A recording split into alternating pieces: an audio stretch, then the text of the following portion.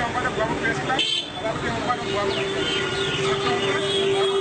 সম্পাদক অসম জাতীয়তাবাদী যুৱ ছাত্ৰ পৰিষদ গোৱামুখ আঞ্চলিক সমিতি, সভাপতি সম্পাদক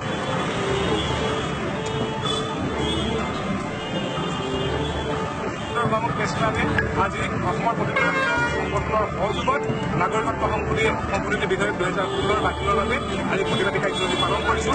আমি এই প্ৰতিবাদী কাৰ্যসূচীৰ দ্বাৰা অসম চৰকাৰক সকীয়াই দিব খুজিছোঁ, যদি কেন্দ্ৰীয় চৰকাৰে অসমত কাটি দিব খোজা এই আইন বাতিল নকৰে তেন্তে আমি অসমৰ প্ৰতিটো জনজাতীয় জনগোষ্ঠীয় সংগঠনৰ লগ হৈ এই আইনৰ বাতিলৰ দাবীত এক আৰু জংগী আন্দোলন কাৰ্যসূচী গঢ়ি তুলিছে। জাতীয় নায়ক বুলি তাক আখ্যা দিয়া হৈছিল, যিজনে এই আইনখন বাতিল কৰিছিল, এতিয়া তেওঁ ওলোটা খৰ মাৰিছে, কি ক'ব? এইটো আজি অত্যন্ত লজ্জাজনক কথা যে যিজন ব্যক্তিক আমি জাতীয় নায়কৰ সন্মান দিছিলোঁ, তেখেতে এই আইনখন যেতিয়া আকৌ সপক্ষে তেখেতক মান মাতিছে, আমি তেখেতক অসমৰ বদন হিচাপে বদন আখ্যা দিছোঁ।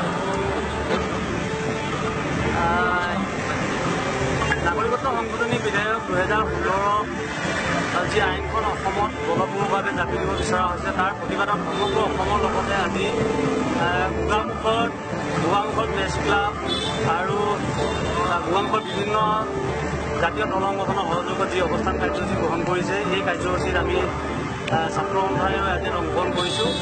আৰু লগে লগে এটা কথা আমি জনাই দিব বিচাৰিছোঁ ছাত্ৰ সন্থাৰ মজিয়াৰ যে 1971 চনৰ 25 মাৰ্চৰ পিছত অহা কোনো ধৰণৰ বিদেশী অসমৰ জাপি দিয়া যি কাৰ্য বিজেপি চৰকাৰে যি শেহতীয়াকৈ ল'ব বিচাৰিছে, সেই কাৰ্য আমি কেতিয়াও মানি নলওঁ। এই এটা জাতিজংগী কাৰ্য, এই জাতীয় কাৰ্যত আমি কেতিয়াও আমি সমৰ্থন কৰিব নোৱাৰোঁ। গতিকে এই সংশোধনী বিধেয়কখন বাতিল কৰি অসমৰ খিলঞ্জীয়া জাতি জনগোষ্ঠীৰ যি অস্তিত্ব ৰক্ষা কৰিবৰ কাৰণে এইখন চৰকাৰ গঠন হৈছিলে, সেই চৰকাৰে তেওঁলোকৰ দায়িত্ব আৰু প্ৰতিশ্ৰুতি পালন কৰক।